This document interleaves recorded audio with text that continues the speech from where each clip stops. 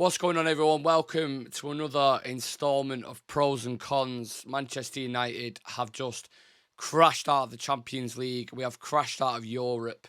And yet again, we find ourselves in the second season of a manager, should I say, floating up shit's creek out of multiple competitions. Players looking like they can't be arsed anymore. You know, loads of issues ongoing at the club. Issues that have been here, if we're being completely honest, for years and years. So what I'm going to do today, we're not going to do these are the positives, these are the negatives. We are going to focus on where do we go from here.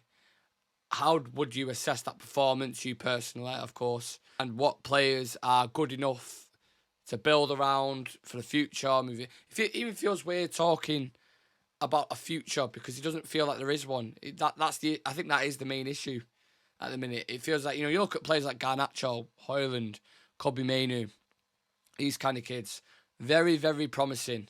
But if you bring them into an unsettled environment and a team that isn't performing and isn't winning games, eventually they then become a product of that environment. I'm losing my voice and I'm just at the state of this club shouting at the TV. From a performance perspective, the way we defended as a unit was better. Collectively, the running off the ball was much better. But apart from that, I mean, there was patterns of play that was at times that was nice. But apart from that, I mean, we had one shot on target, I think, for the whole game, and that was Luke Shaw's effort in like the 30th minute. Like, we created next to nothing. Højlund's in another graveyard shift. So in terms of the service, he didn't have much provided for him, but there was opportunities where he got the ball to feet and Kim Min-jae and Upamecano just had his number. And equally, Garnacho, whenever he ran at his man on the left-hand side, got a little bit of joy, but then physically lost the battle, tracking back again.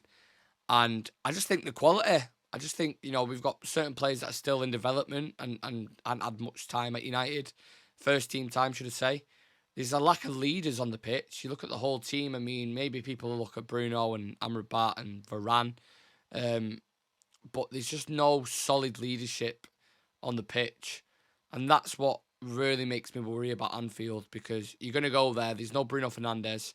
We've lost Luke Shaw and Harry Maguire to injury. So God knows how long they're going to be out for. And who thought we would be sat here saying that about Maguire in particular?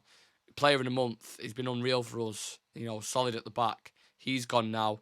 Luke Shaw gone. You bring in Reguilon or Dalot at left back. Either one's just terrible. And then you have a partnership of what's he going to go with? Is he going to be stubborn? But he played Varane tonight, so you're kind of hoping, well, maybe Varane will play at Anfield. But if you see a back line of, I don't know, Dalot, Lindelof, Evans, and then Reguilon and Onana at Anfield. See this? That's curtains, mate, for Erik ten Hag. McTominay will obviously start in that game as well. Amrabat, and God knows, like Kobe Mainoo again, you think composure, he can deal with atmospheres. But Anfield, for any player, the most senior players with 500 appearances and more, struggle at Anfield. They cook you. The form they're in at the minute, near top of the league. I think they might even be top of the league. As it stands, they score a lot of goals. They play with a lot of intensity. They can really, really cause problems, especially for a fragile team like us at the minute. So, and then we play Aston Villa on Boxing Day. We've got West Ham as well. It doesn't feel like it did under Ragnick. It's not as bad as that. I wouldn't suggest that, but it might feel like that in a couple of weeks' time. That's my problem. And I've backed this manager a lot.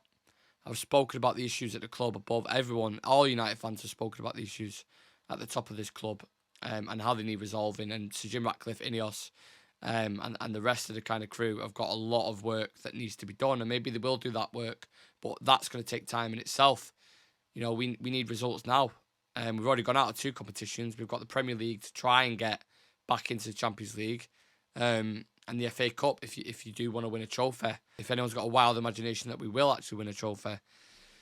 So, as a United fan now, much like my voice is now, it's kind of fitting, to be honest, because I just feel defeated. I just feel, broken, to be honest with you. Usually I come out of a game like, well, actually, this was really good, and, you know, maybe we can work on this, and maybe, you know, this guy had a good cameo, so we can bring him in. And now it's like, no. None of that shit, man. None of that shit. We need a full reset. And whether that means the manager or not, I don't know. People will talk about the manager, rightfully so. You know, you ain't getting results on the pitch. You know, despite whatever else is ongoing, the manager's going to be the one to take the brunt of it. You know, rightfully or wrongfully. I have some concerns. I think the players that he's brought in, Onana, Mount, Anthony, I know Mount's injured at the minute, but these guys, Eriksen's fading off a bit now. Casemiro didn't look the part at the start of the season. These are guys he's brought in to play his way. What is our way? I mentioned on the preview last night, Aston Villa, clear style, compact, can dangerous on transitions, but also not too bad in possession either, but defensively sound. You go through teams in the Premier League, and you know 70% of them have a style of play that you know that you can lean on and you can look at. I mean, even Everton, people might not like Sean Dyche, but he's getting results. He beat Newcastle recently and beat another big team. I can't remember off the top of my head. But you know how they're going to play. They're going to put crosses into the box. They'll go long sometimes, but they can play it on the ground when they need to. They'll be compact as a team. I'm just asking for a clear style and the players to adhere to it. And we ain't getting that. Some players do, but it's not enough, man. It's not enough if you want to win elite competition, or at least compete in elite competitions like this. Because I'm sat there watching that game today, I'm like, even if we do advance through to by some miracle, have you got hope at all against any of the teams? Like, we've been shit. We've been absolutely shit. I don't think bringing in a new manager at this point is going to help. One, financially, we're fucked anyway. Especially not getting Europe now, we're fucked. You'd have to pay Ten Hag 15, 20 mil to pay him off. And then you got to pay another manager to come in.